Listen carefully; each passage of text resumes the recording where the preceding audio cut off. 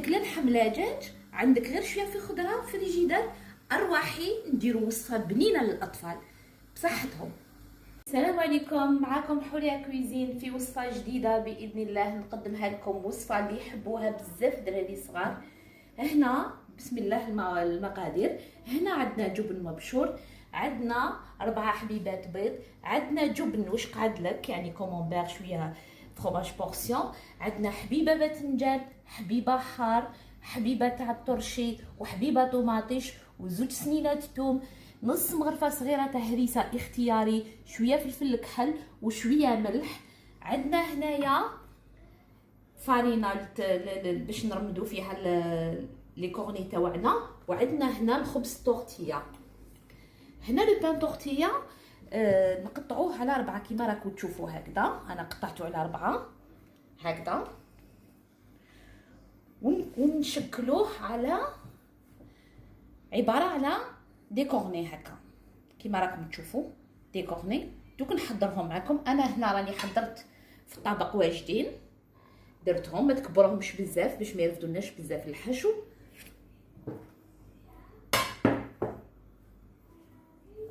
نبداو بطريقه التحضير. نحكموا هنا بان طورتيا تاعنا، ندورو هكذا بهذه الطريقه. ساهل ماهل بان الطورتيا اللي يكون عندك في الدار متواجد هكذا. دوري الكورني تاعك مليح، الا حبيتي يرفد بزاف تكبريه، حبيتي يرفد شويه تصغريه، وديري هكذا بهذه الطريقه لي كوردون.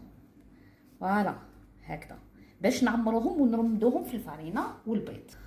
في مقله نحطوا شويه تاع الزيت يسخن لنا، ونحطوا كامل المكونات، نحطوهم كامل.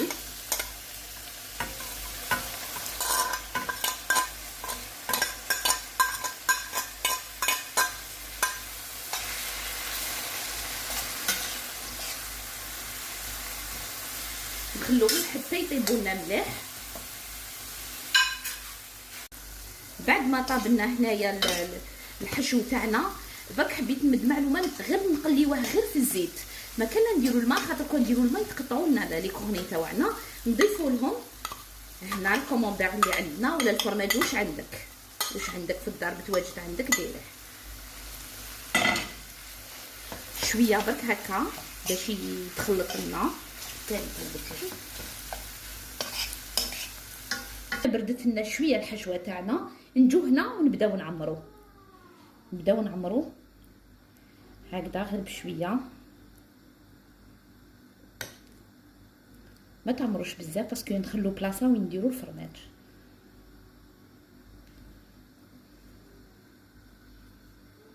هكذا. نجوزو هنا في البيض كامل هكذا، تخافوهمش. ومن بعد نجوزوهم في الفرينه هكذا مليح، نرمدوهم بيان. الحشو تاعنا هكا نسقموه مليح ونحطوه هنا نفس الطريقه مره ثانيه. نزيدو نعمرو الحشو تاعنا مليح هنا هكذا. تحبزوا الحشو تاعكم مليح بيدكم. نجوزوه في البيض هكذا، ونزيدو نرمدوه في الفرينه هكذا مليح. عمروهم مليح وتحطوه هنا نفس الطريقه. بعد ما رمدتهم كامل كيما راكم تشوفوا الطريقه كيفاش رمدتهم كامل، هنا في زيت سخونه ونقليهم بالحبه.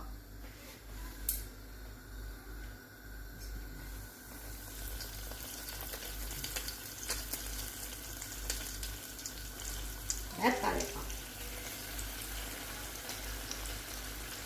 وصلنا للنتيجه النهائيه. هاوليك الطبق تاعنا بسم الله ما شاء الله يشهي وبنين، وغير بشويه تاع الخضره شويه تاع فرماج. انا رفقته بشويه تاع البطاطا وشويه تاع الكيتشوب للاطفال، وتزيين اختياري.